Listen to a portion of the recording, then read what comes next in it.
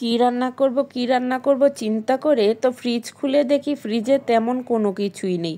তো ভাবলাম যে আমরা দুজন মিলে একটু বাজার থেকে ঘুরে আসি। তো যেই কথা সেই কাজ, তো শুরু করে দিলাম রেডি হওয়া।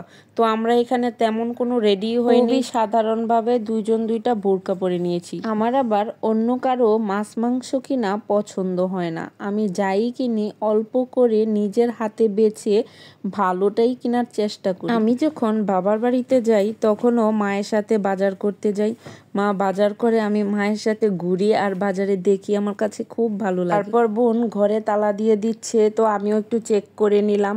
আমার এমনও হয়েছে যে আমার কাছে মনে হয় ঘরে তালা দেওয়া হয়নি, তো আমি মাঝপথ থেকে আবার ফিরে এসে ঘরের গেট চেক করে গিয়েছি। কেন জানি আমার এরকম হয়, আমি জানি না। তো আমি বাসা থেকে বের হয়েই দেখি বাসার নিচে আচার।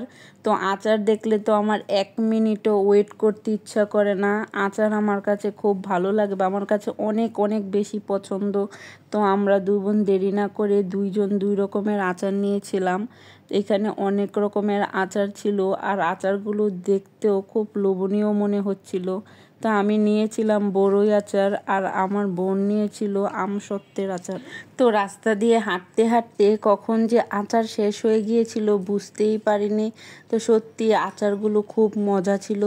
আমি আমারটা খেয়ে তারপর বোনেরটাও খেয়ে ফেলেছি। তো আমরা রাস্তায় বের হলেই আচার, ফুচকা, চটপটি, সবচেয়ে বেশি খাওয়া হয় ঝালমুড়ি।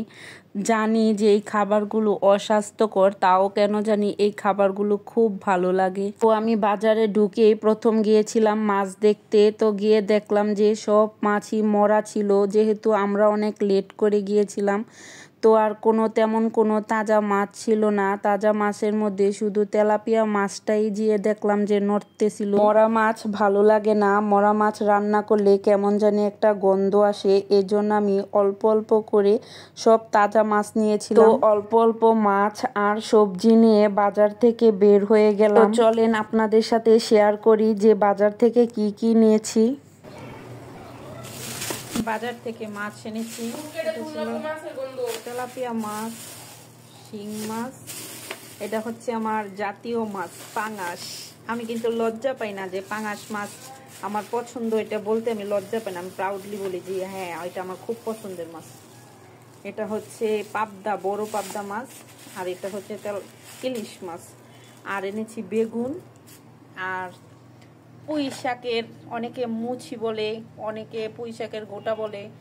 এটাও ফার্স্ট টাইম এনেছি, খেয়ে দেখি কি অবস্থা, কেমন লাগে।